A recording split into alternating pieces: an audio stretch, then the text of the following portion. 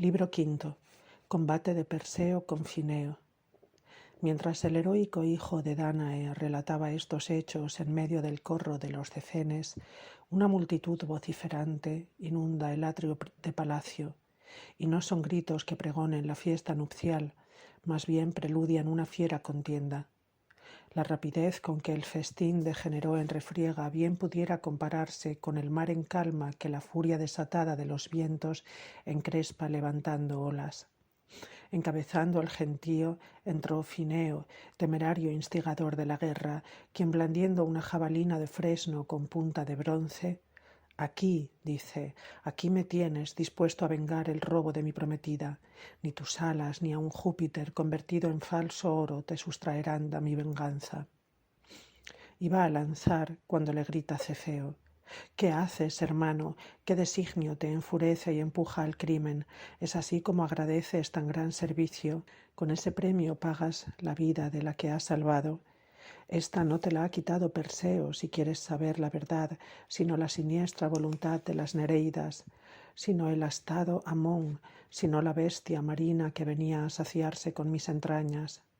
Fue entonces que te la arrebataron cuando se la condenó a morir, a menos que en tu crueldad pretendas precisamente eso, que muera a fin de consolarte con mi duelo.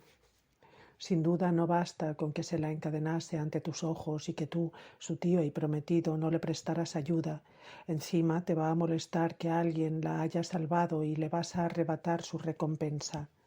Si esta te parece importante, debiste tratar de obtenerla de los riscos en que había sido fijada. Permite ahora que quien la obtuvo, gracias al cual mi vejez no se ha quedado sin hija, se lleve lo que por sus servicios y de palabra fue pactado, y comprende que no lo anteponemos a ti, sino a una muerte segura».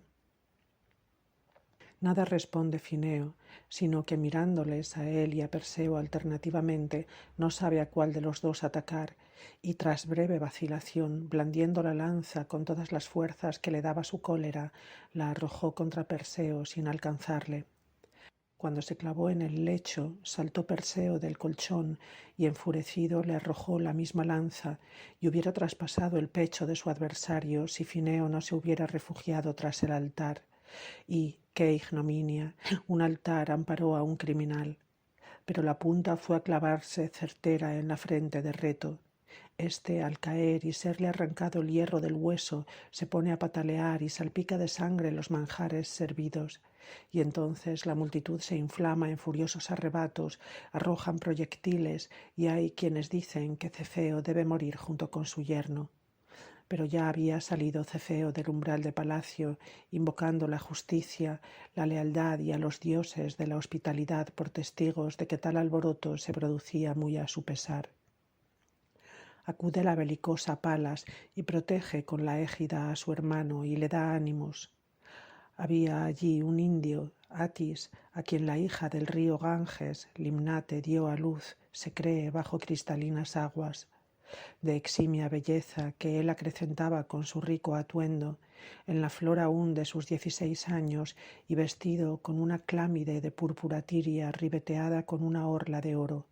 Collares de oro adornaban su cuello y una curva peineta sus cabellos empapados en mirra. Era ducho en arrojar la jabalina y dar en el blanco por lejos que estuviera, pero más ducho en tender el arco. Precisamente entonces estaba Atis curvando con la mano sus flexibles extremos, cuando Perseo, con un leño que humeaba en medio del altar, le alcanzó y desfiguró el rostro, rompiéndole los huesos. Cuando lo vio agitando su celebrado rostro bañado en sangre, el asirio Licabante, su amigo más íntimo y que no le ocultaba su amor sincero, tras llorar a Atis, que por la cruel herida exhalaba ya el último suspiro, agarra el arco que aquél había tensado y grita: «Conmigo es con quien tienes que luchar. No te ufanarás por mucho tiempo de la muerte de un niño que más odio que gloria te granjea». No había acabado de decir todo esto y relució en la cuerda una penetrante saeta que, aunque evitada, quedó prendida entre los pliegues de la ropa. Contra éste vuelve el nieto de Acrisio la cimitarra afamada con la muerte de Medusa y se la hunde en el pecho. Licabante, moribundo ya, con sus ojos nublándose en la negra noche, buscó en derredor suyo a Atis, se reclinó a su lado y se llevó a los manes el consuelo de una muerte común. He aquí que Forbante de Siena, hijo de Metión, y el libio Anfidemonte, ansiosos por trabar combate, resbalaron y cayeron en la sangre que empapaba y entibiaba toda la tierra. Al intentar levantarse, se lo impidió la espada de Perseo, que se hundió en las costillas del segundo y en la garganta de Forbante. En cambio, a Érito, el hijo de Actor, cuya arma era una ancha segur de doble filo, no lo ataca Perseo con su espada de punta ganchuda, sino que levanta a dos manos una crátera enorme, decorada con altos relieves, muy maciza y pesada, y la descarga contra su adversario. Vomita éste roja sangre y al caer de espaldas moribundo golpea la tierra con su nuca. Luego a Polidegmón, vástago de la sangre de Semíramis, a Ávaris del Cáucaso, a Liceto del Esperquío, a Hélice de intensa cabellera, a Flegias y a Clito, a todos los derriba Perseo y pisa montones de cadáveres apilados. Fineo no se atreve a batirse cuerpo a cuerpo con su rival y le lanza una jabalina. Su mala puntería la desvía contra Idas, que en vano se abstuvo de luchar, sin sumarse a uno u otro bando. Mirando con ojos rencorosos al feroz Fineo, le dijo Idas: «Puesto que se me fuerza a tomar partido, sufre, Fineo, a este enemigo que te has creado y paga con esta herida mi herida». Iba a lanzarle el arma arrancada de la herida cuando cayó desplomado sobre sus miembros exangües. También entonces cae bajo la espada de Clímeno Odita, el primero de los cefenes tras el rey. A Protoenor hiere Ipseo, a Ipseo el lincida. También estaba entre aquellos el anciano Ematión, amante de la justicia y temeroso de los dioses.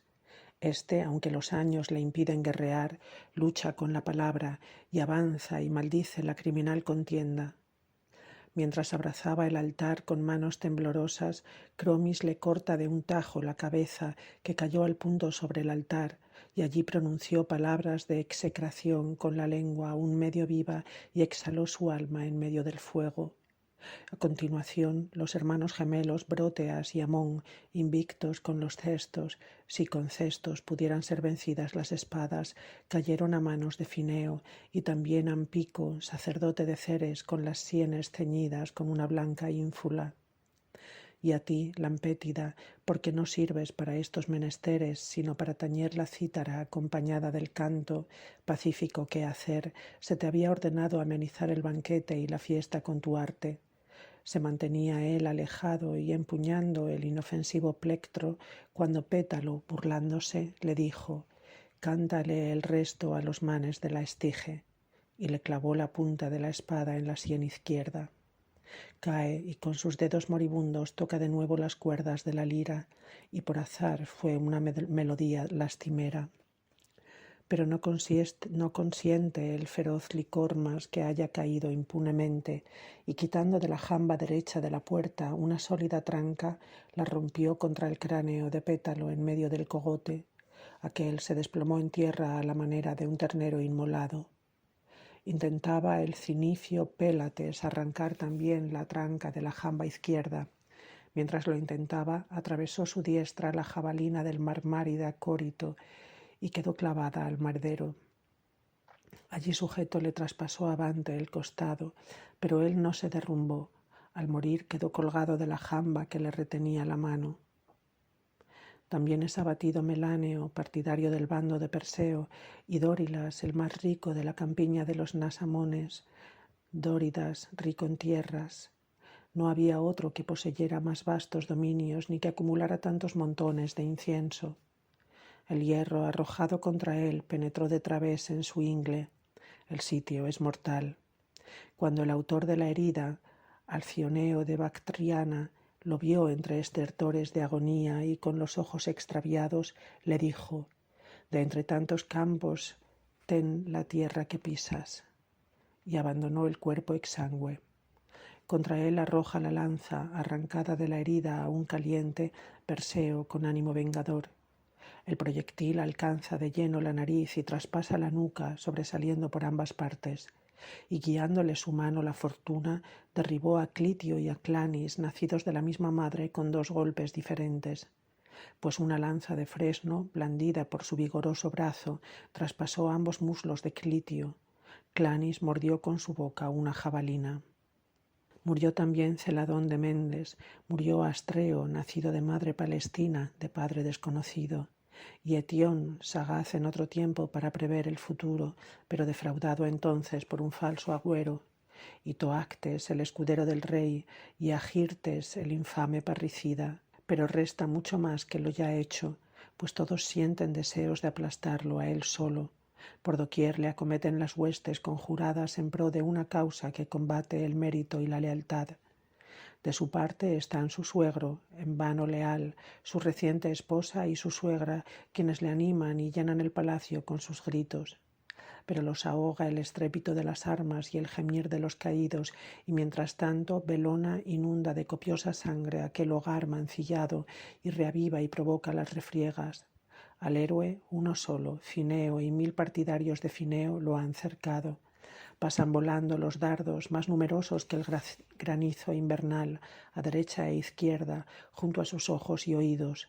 Apoya sus hombros contra el mármol de una enorme columna y con la espalda así cubierta encara a la hueste enemiga y resiste sus acometidas.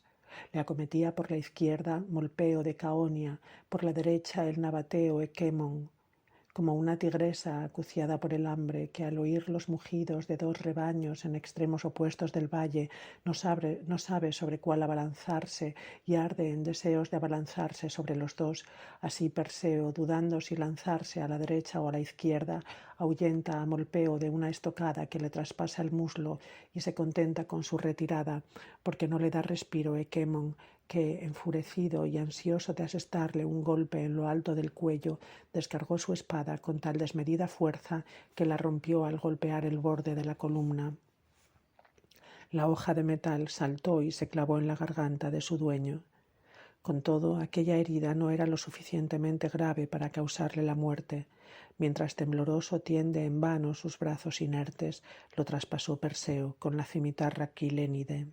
Pero cuando vio Perseo que su valor cedía al número, dijo: «Puesto que vosotros mismos me obligáis a ello, pediré auxilio a un enemigo. Apartad vuestra mirada, amigos, si hay alguno por aquí». Y sacó la cabeza de la górgona. «Búscate a otro al que puedan impresionar tus prodigios», dijo Téscelo, y se disponía a lanzar con la mano una jabalina mortífera, y en esta pose quedó inmóvil como una estatua de mármol. A su vera, Ámpice arremete espada en mano contra el pecho todo puro coraje del lincida, y conforme arremete se le queda rígida la diestra, imposible de mover atrás o adelante. Por su parte, Nileo, que se hacía pasar por hijo del Nilo de 7 cauces y que había hecho repujar sobre su escudo 7 brazos de río, unos en plata, otros en oro, le dijo: «Contempla, Perseo, el origen de mi estirpe, gran consuelo te llevarás junto a las mudas sombras de la muerte, el caer a manos de tan ilustre guerrero». Sus últimas palabras quedaron ahogadas a medio pronunciar, y diríase que su boca bien abierta quiere hablar, pero no deja pasar las palabras. A estos los increpa Erix: «La falta de coraje, no el poder de la górgona es lo que os paraliza. Cargad conmigo y echemos por tierra a ese joven que blande armas mágicas». Se disponía a cargar, la tierra sujetó sus plantas y allí quedó piedra inmóvil, estatua guerrera. Al menos estos recibieron merecido castigo, pero había allí un soldado de Perseo, Aconteo, que mientras luchaba por su señor vio a la górgona, brotó la piedra y se endureció. Creyendo Astíages que aún estaba vivo, lo golpeó con su larga espada. Resonó la espada con agudo tintineo. Mientras queda estupefacto, cobró igual naturaleza pétrea, y el gesto de asombro persiste en su rostro de mármol. Largo tiempo llevaría decir los nombres de los combatientes del pueblo llano. 200 hombres sobrevivían al combate. 200 hombres quedaron rígidos al ver a la górgona. Por fin entonces se arrepiente Fineo de la injusta guerra. ¿Pero qué podía hacer? Ve estatuas en diferentes poses y reconoce a los suyos y les pide socorro llamando a cada uno por su nombre, e incrédulo toca los cuerpos más cercanos. Eran mármol. Se vuelve y de tal guisa, suplicante y alargando sus manos en señal de derrota y tendiendo sus brazos de perfil, le dice: «Tú vences, Perseo. Aparta tu monstruo, quita ese rostro petrificador o lo que sea de tu Medusa. Quítalo, por favor. Ni el odio ni la ambición del trono me empujó a la guerra. Por una esposa empuñé las armas. Tú tenías mejor derecho por tus méritos, yo por antigüedad. Siento no haber cedido. Concédeme, bravo entre los bravos, siquiera esto, la vida. Para ti todo lo demás». Así dijo, sin atreverse a mirar a quien dirige sus súplicas, y le responde Perseo: «Cobarde entre los cobardes, Fineo, lo que yo puedo otorgar y es gran regalo para un gallina, no temas, te lo otorgaré. Ningún hierro te causará daño. Más aún, te daré un monumento que perdurará por los siglos. En el palacio de mi suegro se te podrá contemplar siempre para que mi esposa se consuele con la imagen de su prometido». Dijo, y trasladó a la hija de Forcis al lugar hacia donde Fineo se había vuelto con despavorido semblante. Intentaba éste una vez más apartar su mirada cuando el cuello se le puso rígido y la humedad de sus ojos se petrificó.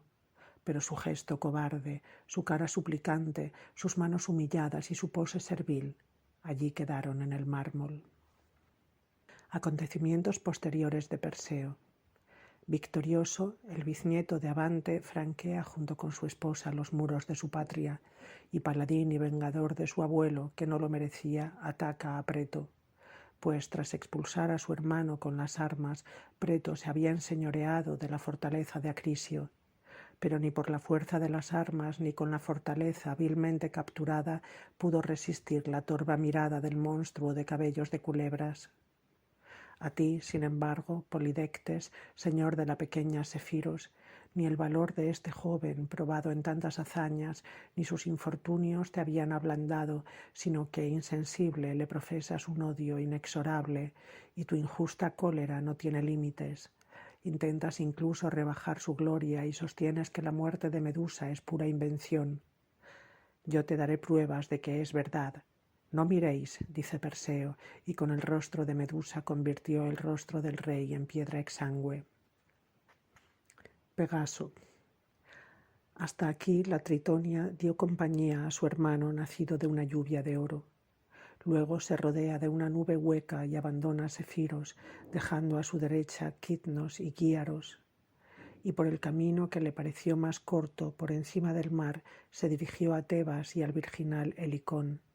Cuando alcanzó este monte, se posó y habló así a las doctas hermanas. Ha llegado a mis oídos la fama de una nueva fuente que el duro casco del alado hijo de Medusa hizo brotar. Esta fuente es el motivo de mi viaje. He querido contemplar este prodigio.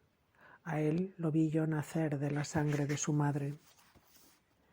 Urania le responde: «Sea cual sea tu motivo, diosa, para visitar esta morada, es muy grato a nuestro corazón. Pues bien, esa fama es verídica, es Pegaso el origen de esta fuente». Y condujo a Palas hasta el sagrado Venero. Ella, tras admirar largo tiempo aquellas aguas nacidas a coces, pasea su mirada por la espesura de la añosa selva, por la cueva y por el prado que salpican flores sin cuento, y llama felices tanto por su quehacer como por su morada a las hijas de Mneme. Una de las hermanas le dice así: Pireneo. Tritonia, que habías venido a formar parte de nuestro coro, si tu valor no te hubiera llevado a mayores empresas, bien dices y con razón elogias nuestras artes y nuestro paraje, y de veras tenemos una suerte envidiable siempre y cuando estemos libres de peligro. Pero hasta tal punto nada está vedado al crimen, todo aterroriza nuestras almas virginales, y ante los ojos se me aparece el brutal Pireneo, y todavía no me he recobrado del todo. Había aquel salvaje ocupado con sus soldados tracios Dáulide y los campos de la Fócide, y ejercía una injusta tiranía. Nos dirigíamos al templo del Parnaso. Nos vio venir y, fingiendo venerar nuestra divinidad, dijo: «Hijas de Mnemósine, pues nos había reconocido. Deteneos, no dudéis, por favor, en resguardaros en mi casa del mal tiempo y de la lluvia.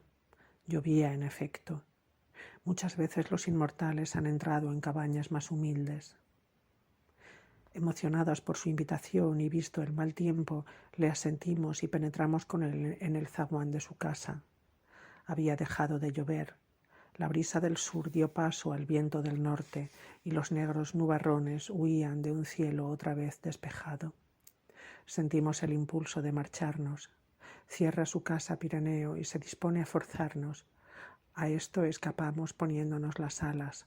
Él, como si se propusiera seguirnos, subió a la ciudadela. Por donde vayáis vosotras, dijo, también iré yo.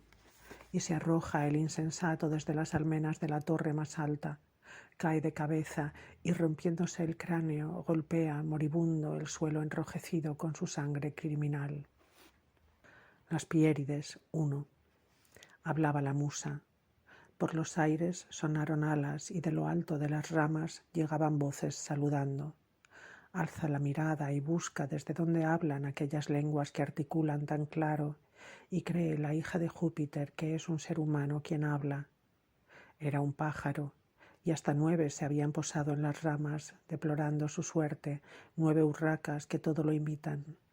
Se asombra la diosa y la otra diosa empezó así. Hace poco que esas han engrosado, derrotadas en un concurso, las bandadas de pájaros. Piero las engendró, terrateniente de las campiñas de Pelas. Evipe de Peonia fue su madre. A la poderosa Lucina invocó Evipe 9 veces, las 9 veces que iba a dar a luz. Esta jauría de estúpidas hermanas, ensoberbecidas por su número, atravesando muchas ciudades de Emonia y muchas de Acaya, se presentó acá y entablaron un certamen con estas palabras. Dejad de engañar al vulgo ignorante con vuestra vana dulzura. Competid con nosotras, despiadadas, si es que tenéis fe en vosotras mismas. Ni en voz ni en arte os seremos inferiores, y somos tantas como vosotras. Si sois vencidas, retiraos de la fuente de Medusa y de la llantea Aganipe. Si no, retirémonos nosotras de los campos de Emacia hasta la nevada Peonia. Que las ninfas arbitren este concurso. Desde luego era vergonzoso competir, pero rehusar parecía más vergonzoso. Las ninfas elegidas juraron por los ríos y ocuparon asientos tallados en la roca viva. Metamorfosis de dioses. Entonces, sin sorteo, la que lanzó el desafío empieza a cantar la guerra de los inmortales, presenta a los gigantes con honores falsos y atenúa las hazañas de los grandes dioses. Como Tifeo, salido de las entrañas de la tierra, infundió espanto a los celestiales, y cómo todos ellos volvieron la espalda para huir hasta que, agotados, la tierra egipcia los acogió y el Nilo, que se divide en 7 bocas. Cuenta cómo llegó allí también Tifeo, parto de la tierra, cómo los dioses se ocultaron bajo falsas apariencias y Júpiter, dijo, se transformó en pastor de rebaño. Por eso aún hoy el libio Amón es representado con recurvados cuernos. Delio pasa a ser un cuervo, el retoño de Sémele un macho cabrío, una gata la hermana de Febo, una blanca vaca la Saturnia. Venus se ocultó en un pez y el Cilenio con las alas de un ibis. El rapto de Prosérpina. Hasta aquí articuló, al son de la cítara, su boca musical. Se nos invita a nosotras, las aónides, pero quizás no tengas tiempo ni te sea posible prestar oído a nuestros cantos. No lo dudes y repíteme vuestro canto verso a verso, dice Palas, y se sentó bajo la grata sombra de unos árboles. Responde la musa. Confiamos el peso del concurso a una sola de nosotras. Se levanta, sus largos cabellos recogidos con hiedra, Calíope, y con el pulgar templa las gemebundas cuerdas y pulsando acordes acompaña el siguiente canto. Fue Ceres la primera que hendió los terrones con el curvo arado, la primera que dio al mundo cosechas y sazonados frutos, la primera que dio leyes. Todo es don de Ceres. A ella es a quien tengo que cantar. Ojalá pudiera tan solo cantar un himno digno de la diosa, La diosa, desde luego, es digna de un himno. La inmensa isla de Trinacria fue arrojada sobre los miembros de un gigante y, colocado bajo su ingente mole, aplasta a Tifeo, que osó aspirar a la morada celestial. Se debate, Tifeo, sí, una y otra vez, lucha por volver a levantarse, pero su mano derecha está debajo del Ausonio Peloro, la izquierda debajo de ti, Paquino. Sus piernas las oprime el Lilibeo y el Etna abruma su cabeza. Tendido boca arriba bajo el volcán, el feroz Tifeo escupe arena y vomita llamas por la boca.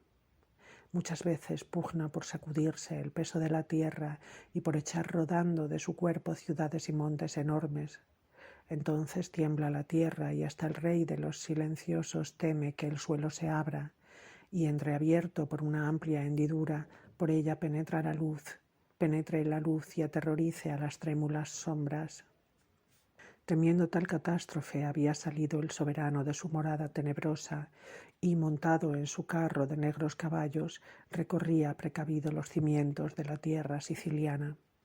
Luego que estuvo bien seguro de que ningún sitio amenazaba con desmoronarse y libre ya de temor, yendo a la aventura, lo ve la Eriquina, sentada en su monte, y abrazando a su alado retoño, le dijo: «Armas y manos mías, hijo, mi poder, coge estos dardos, Cupido, con los que a todos vences, y lanza tus veloces flechas contra el pecho del dios a quien cayó en suerte el último lote del triple reino.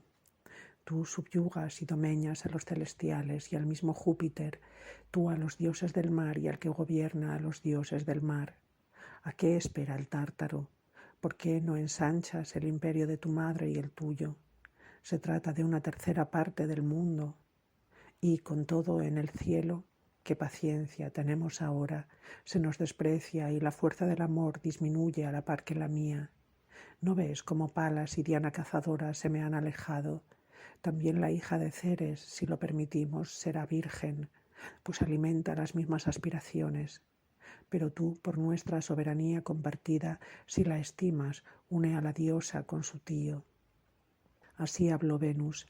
Él se quitó la aljaba y, como su madre quería, de entre 1000 flechas apartó una sola, pero ninguna hay más aguzada que aquella, ni más infalible, ni que obedezca mejor al arco, y, apoyándose en la rodilla, curvó los flexibles extremos y le atravesó el corazón a Dis con la ganchuda saeta. No lejos de las murallas de Ena hay un lago de aguas profundas de nombre Pergo. Más cantos de cisnes que él no escucha el caistro en el curso de sus aguas. Un bosque corona las aguas, rodeando toda la ribera, y con sus ramas, como un toldo, aleja los rayos de Febo.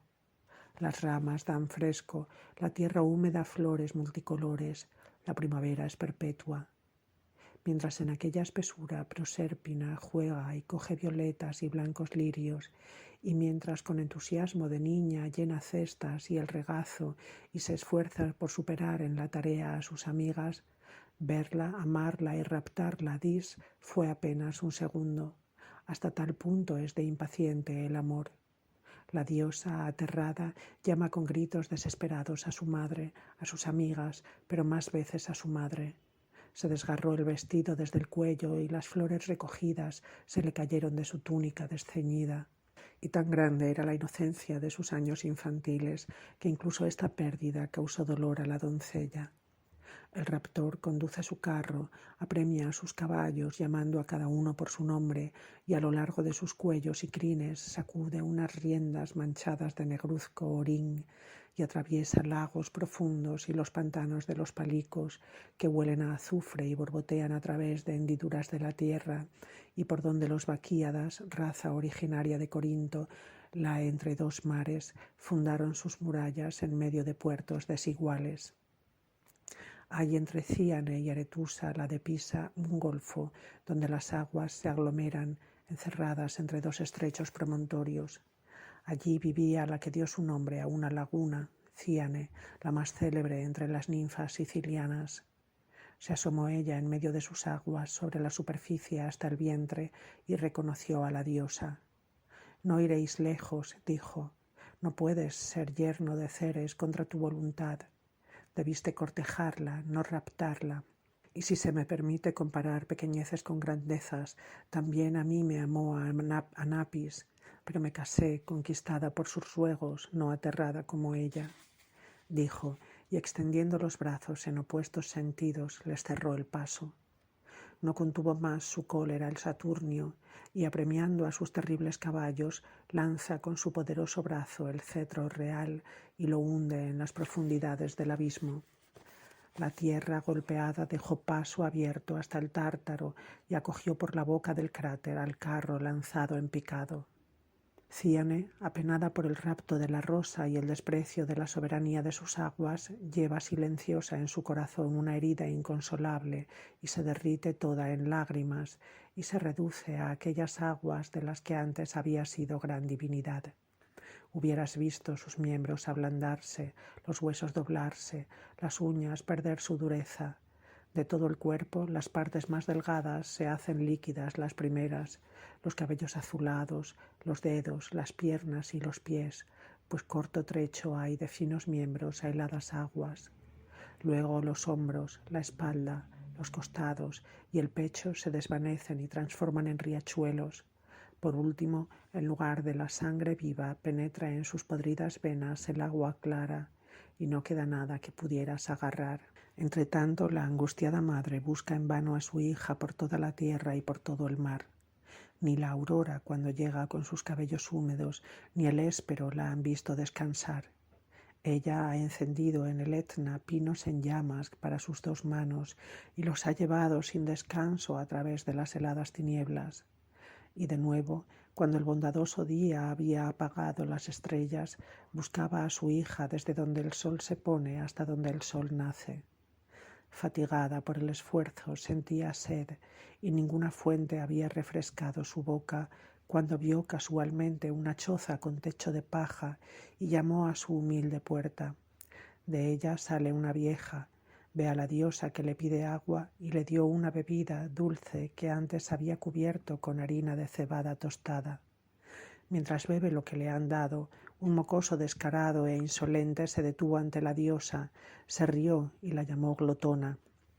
Se ofendió la diosa y sin acabar de beber, y mientras el rapaz aún hablaba, le derramó encima las gachas con el líquido.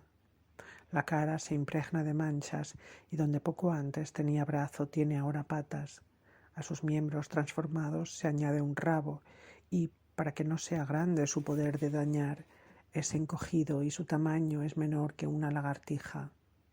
La vieja, asombrada y llorando, se disponía a tocar aquel prodigio, pero huyó de ella y buscó un escondrijo, y tiene un nombre acorde con el color de su piel, tachonada de manchas variopintas. ¿Por qué tierras y por qué mares anduvo errante la diosa? Largo tiempo llevaría decirlo. Faltó mundo a su búsqueda. Regresa a Sicania y mientras va recorriéndolo todo llega también junto a Cíane. Esta, de no haber sido metamorfoseada, se lo habría contado todo, pero aunque quisiera hablar, le faltaban boca y lengua y no tenía por dónde hablar. Con todo, le dio una señal evidente, mostrándole en la superficie de las aguas el cinturón de Perséfone, familiar a su madre, que por casualidad se le había caído allí al sagrado abismo.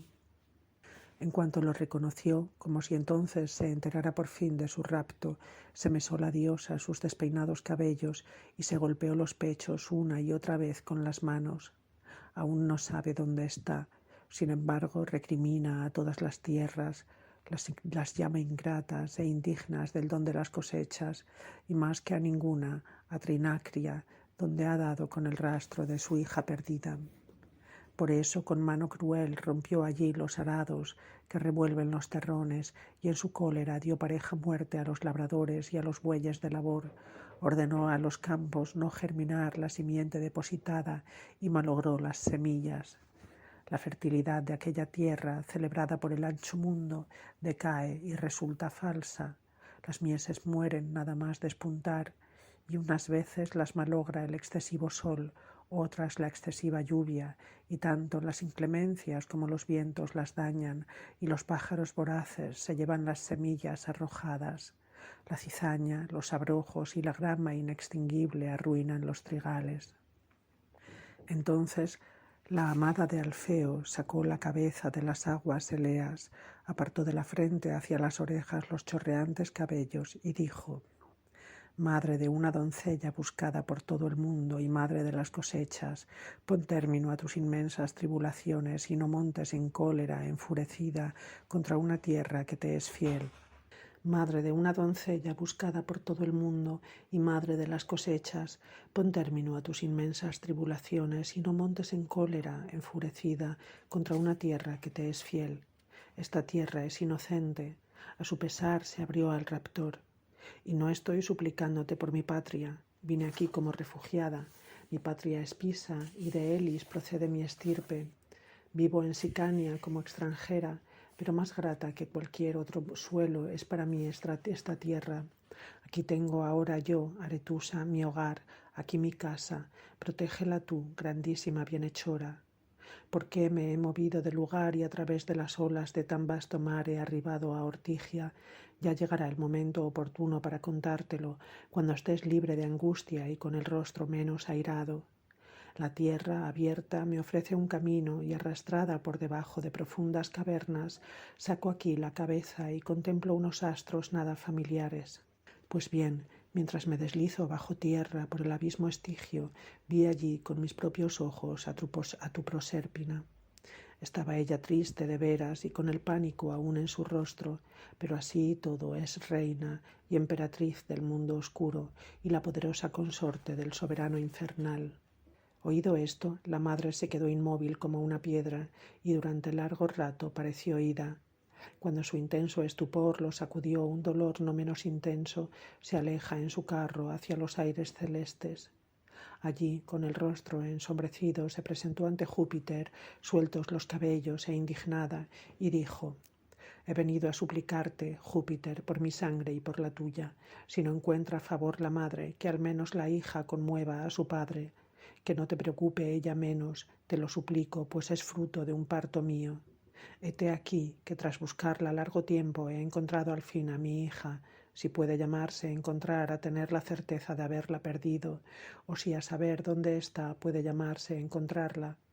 Al rapto me resignaré con tal que me la devuelva, pues no merece un ladrón por marido tu hija, si es que ya no es mi hija. Júpiter replicó: La hija es tuya y mía, nuestra prenda y carga común. Y si me permites darle a las cosas su verdadero nombre, este acto no es una violación, sino amor. No me avergonzaré de tener a ese por yerno, con tal que tú quieras, diosa. Aunque le faltara todo lo demás, qué grande es ser hermano de Júpiter, que si encima todo lo demás no le falta y es inferior a mí solo por azar. Pero si tan grande es tu afán por separarlos, Prosérpina volverá al cielo, pero con una condición clara, que allá abajo no hayan probado sus labios bocado, pues así lo dispone la ley de las Parcas. Esto dijo. Ceres está resuelta a sacar de allí a su hija. No lo permiten los hados, porque la doncella había roto el ayuno. Mientras paseaba la ingenua por un cuidado huerto, había cogido de un árbol curvado por sus frutos una granada, y tomando de la amarillenta corteza 7 granos los había paladeado en su boca. Aquello, el único de todos que lo vio, fue Ascálafo. A este, según cuentan, Orfne, celebérrima entre las ninfas del Averno, preñada de su amado Aqueronte, lo parió un día en las selvas negras. La vio y con su delación la privó, cruel, del retorno, gimió la reina del Érebo e hizo del delator un pájaro de mal agüero. Salpicándole la cabeza con agua del Flegetonte, se la convirtió en pico, plumas y enormes ojos. Privado de su ser, se arropa él con azafranadas alas, se le ensancha la cabeza, curva sus largas uñas y apenas mueve las plumas nacidas por sus perezosos brazos, y se convierte en un repulsivo pajarraco, mensajero de la desgracia venidera, un torpe búho, siniestro augurio para los mortales. Este al menos puede parecer que mereció su castigo por su lengua delatora, pero vosotras, aqueloides, ¿por qué tenéis plumas y patas de ave, pero rostro de doncellas? ¿Acaso porque cuando Prosérpina cogía flores primaverales os contabais entre sus acompañantes, doctas sirenas? Luego que la buscasteis en vano por el mundo entero, entonces, para que los mares conocieran vuestro afán, deseasteis poder posaros sobre las olas con los remos de unas alas, y encontrasteis dioses propicios, y visteis cómo de repente vuestro cuerpo se cubría de un dorado plumaje. Pero para que aquel canto, destinado al deleite de los oídos, y tan grandes dotes vocales no perdieran el uso del habla, subsistieron vuestras caras de doncella y la voz humana. Entonces Júpiter, mediando entre su hermano y su afligida hermana, divide el curso del año en dos mitades. Ahora la diosa, divinidad común a dos reinos, está con su madre 6 meses, otros tantos con su esposo. Al punto cambia la expresión de su alma y de su rostro, pues la frente de la diosa, que a poco podía parecer triste e incluso adís, está ahora alegre, tal como el sol, que antes estaba cubierto de nubes de lluvia, sale victorioso de entre los nubarrones. Aretusa. La nutricia Ceres, tranquila ya con su recuperada hija, te inquiere cuál es la causa de tu fuga, por qué, Aretusa, eres una fuente sagrada. Callaron las aguas, su divinidad sacó la cabeza del hondo manantial y enjugándose con la mano los verdes cabellos contó los antiguos amoríos del río de la Élide. Formaba yo parte de las ninfas que habitan en la Acaya, dijo.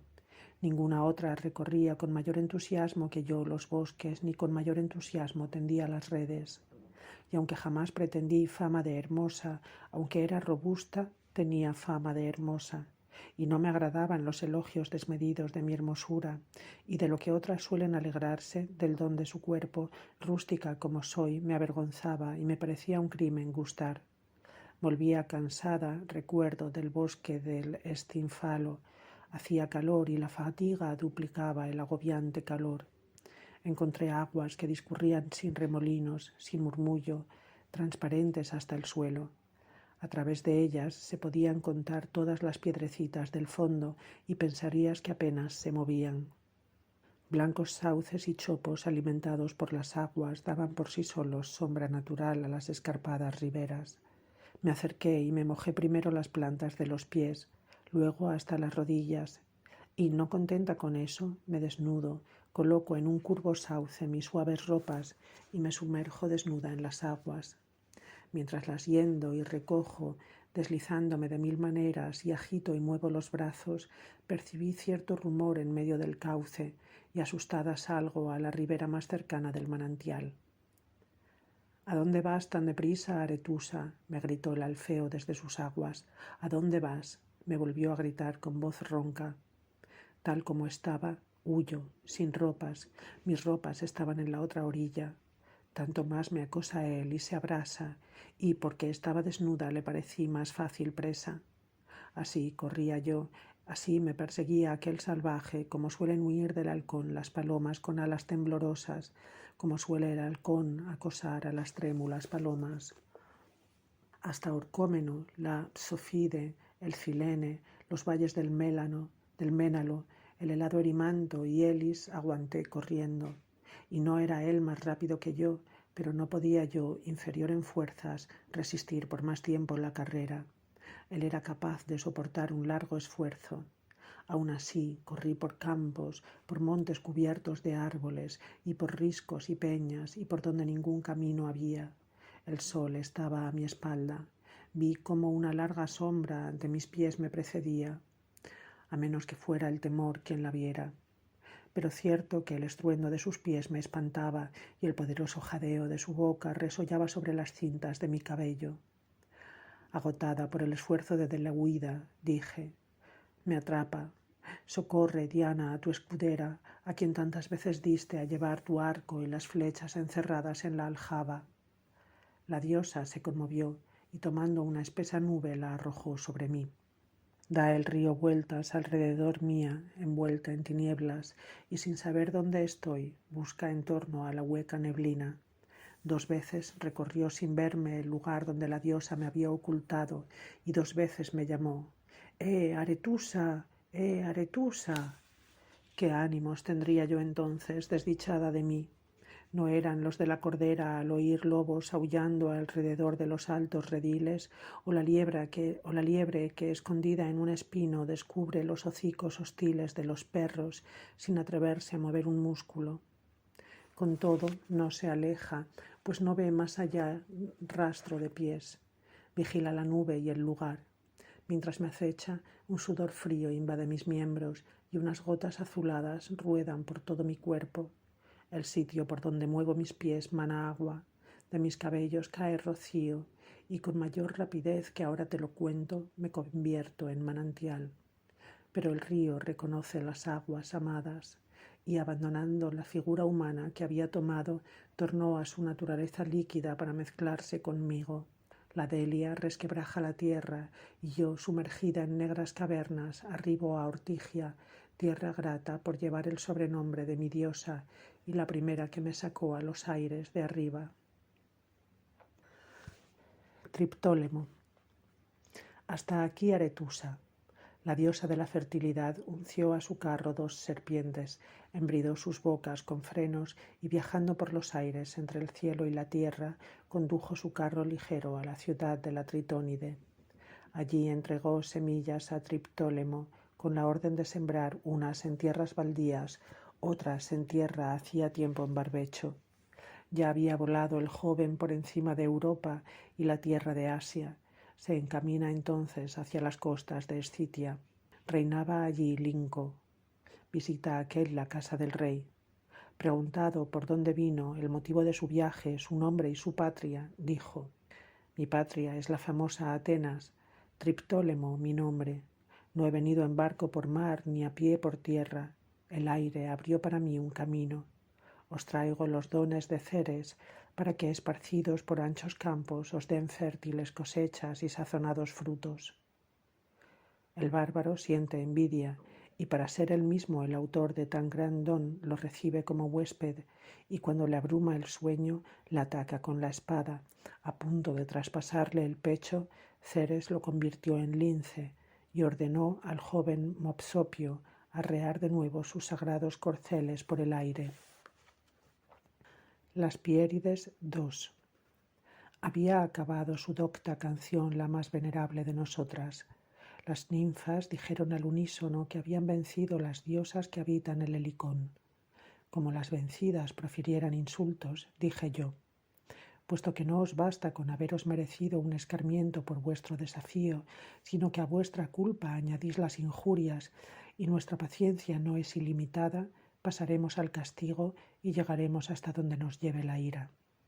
Se ríen las hematides y desdeñan mis palabras de amenaza, y cuando con gran griterío intentaban dirigir, insolentes, sus puños contra mis ojos, observaron cómo les salían alas de sus uñas y se cubrían de plumas sus brazos, y cada una ve cómo la boca de las otras se endurece hasta hacerse un pico rígido y cómo unos pájaros nuevos engrosan las selvas. Y al querer golpearse los pechos, el movimiento de brazos las eleva y revoloteaban por el aire, algarabía del bosque, unas urracas. Aún hoy día subsiste en estos pájaros su antigua locuacidad, su ronca charlatanería y su desmesurada afición al parloteo.